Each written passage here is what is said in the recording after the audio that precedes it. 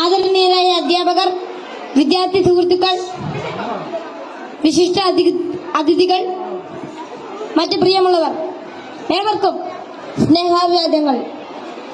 മാനവ ചരിത്രത്തിൽ ഇന്നുവരെ നേരിട്ടിട്ടുള്ള എല്ലാ ദുരന്തങ്ങളെക്കാളും ഭയാനകവും പ്രകൃതിശേഷിയേറിയതും നാശകരവും പ്രത്യാഘാതം ദീർഘകാലത്തേക്ക് നിലനിൽക്കുന്നതുമായ ഒരു മഹാവിപത്താണ് ലഹരിയുടെ ഉപയോഗം.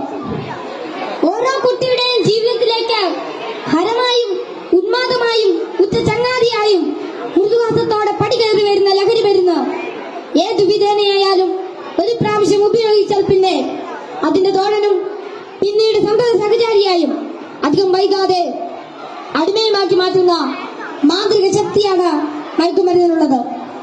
മയക്കുമരുന്നിന്റെ ഈ മാന്ത്രിക ശക്തിയെക്കുറിച്ച് പറയുമ്പോൾ കടൽക്കിടവിന്റെ കഥയാണ് എനിക്ക് ഓർമ്മ വരുന്നത്. കൂട്ടുകാരെ, നിങ്ങൾ കടൽക്കിടവിന്റെ കഥ കേട്ടിട്ടില്ലേ? വെയിലാറുന്ന സായാഹ്നങ്ങളിൽ കടൽ തീരത്തിന്റെ മണൽത്തട്ടിൽ നടക്കാനാവാതെ അവശനായി കിടക്കുന്ന വൃദ്ധനെ കാണാം. കരുത്തരായ യുവാക്കൾ ഒറ്റയ്ക്ക് ആരെങ്കിലും അടുത്തെത്തിയാൽ തന്നെ അല്പദൂരത്തേക്ക് മാറ്റിക്കിടത്താൻ ചെറുപുഞ്ചിരിയോടെ വിനയാജ്ഞനായി അപേക്ഷിക്കും. മനസ്സലിഞ്ഞ് സഹായിക്കാൻ തയ്യാറായാൽ എടുത്തു മാറ്റാൻ കിഴവൻ അനുവദിക്കുകയില്ല. തോളിൽ കയറ്റാൻ നിർബന്ധിക്കും. തോളിൽ കയറിയാൽ കിഴവന്റെ തനി സ്വഭാവം പുറത്തു വരും. തന്നെ വഹിച്ചവൻ കുഴഞ്ഞു വീണ് മരിക്കുന്നത് വരെ തോളിൽ തന്നെ ഇരിക്കും. നന്നേ ഭാരമുള്ള കിഴവനെ ചുമന്ന യുവാവ് മരിച്ചു എന്ന് ബോധ്യമായാൽ ഇറങ്ങി അല്പമകലെ മാറിക്കിടക്കും, അടുത്ത ഇരയെയും കാത്ത്. ഇതുപോലെയാണ് ലഹരിയുടെ ഉപയോഗവും.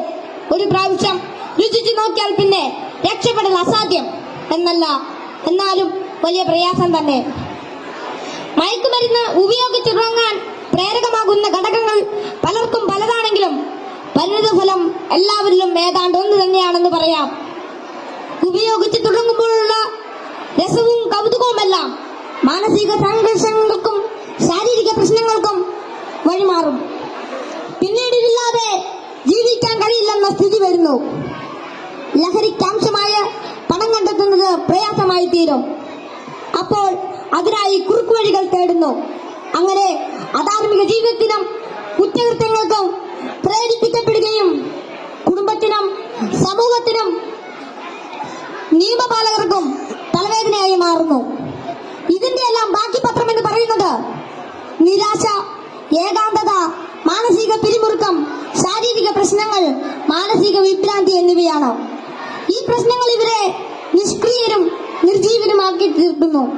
അങ്ങനെ കുടുംബത്തിന്റെയും സമൂഹത്തിന്റെയും നട്ടല്ലാകേണ്ട ഇവർ വീടിനും വീട്ടുകാർക്കും നാടിനും തന്നെ ബാധ്യതയായി തീരുന്നു.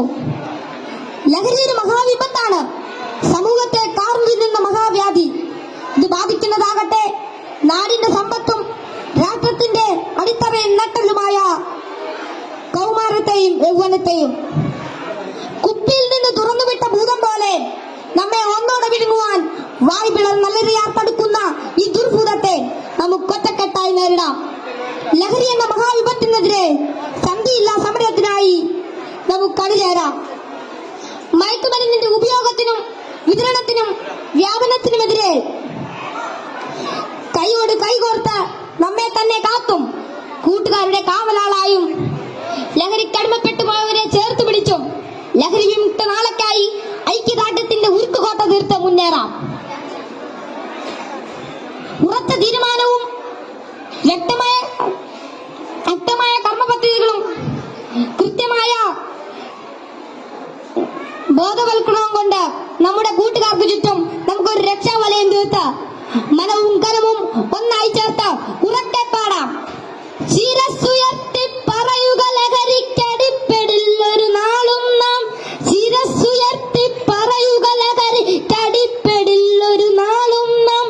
വരം കണക്കെ കിട്ടിയ ജീവിതം എറിഞ്ഞുടയ്ക്കുകയില്ല നാം.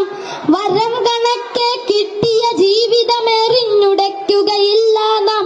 ശിരസ്സുയർത്തി ശിരസ്സുയർത്തി ശിരസ്സുയർത്തി പറയുക ലഹരിക്കടിപ്പെടില്ല